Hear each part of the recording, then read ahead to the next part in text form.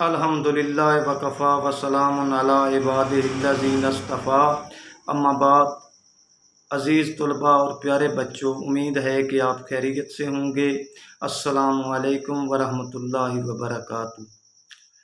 یہ کہا جاتا ہے کہ ویرو بھی گرائمر کے بانی ہیں اور ان کی تاریخ پیدائش 116 قبل مسیح ہے، جبکہ تاریخ وفات 27 قبل مسیح ہے، اور حضرت علی کرم اللہ وجہہ رضی اللہ تعالی عنہ کی تاریخ پیدائش 599 عیسوی ہے، جبکہ تاریخ وفات 661 عیسوی ہے۔ اب یہ اعتراض ہو جائے گا کہ ویرو گرائمر کے بانی ہیں چونکہ ان کی تاریخ پیدائش حضرت علی کرم اللہ وجہہ رضی اللہ تعالی عنہ سے پہلے ہے۔ میں نے ویرو کا پہلی دفعہ ایک انڈین چینل جس کا نام ماڈرن تھاٹ ہے اس سے سنا، اور اس میں کچھ تعارف ویرو کا اس طرح کروایا گیا۔ Until the end of 16th century, there was only Latin grammar which was taught in schools of England.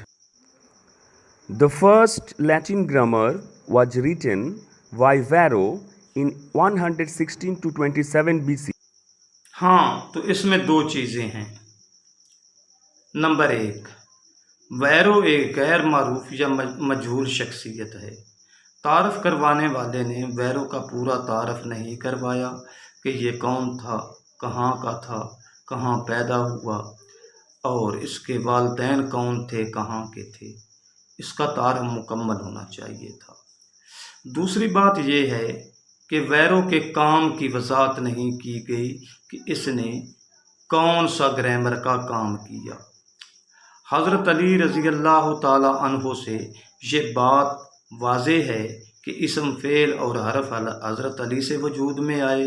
مزید برآں یہ بھی بات واضح ہے کہ گرامر کو آپ نے دو حصوں میں تقسیم کیا، ایک حصے کا نام صرف رکھا اور دوسرے حصے کا نام نحو رکھا، اور حضرت علی کرم اللہ وجہہ رضی اللہ تعالی عنہ جیسی معروف شخصیت پوری دنیا سے نہیں ملے گی، اور مجہول یا غیر معروف شخصیت کی بات ویلڈ نہیں ہوتی۔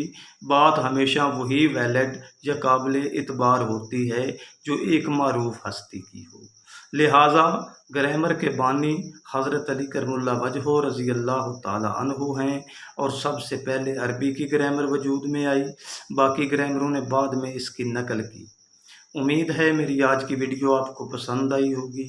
اگر ویڈیو پسند آئی ہو تو چینل کو سبسکرائب کر دیں اور ساتھ ہی گھنٹی کے نشان کو بھی دبا دیں تاکہ میری ہر آنے والی ویڈیو آپ تک پہنچ سکے۔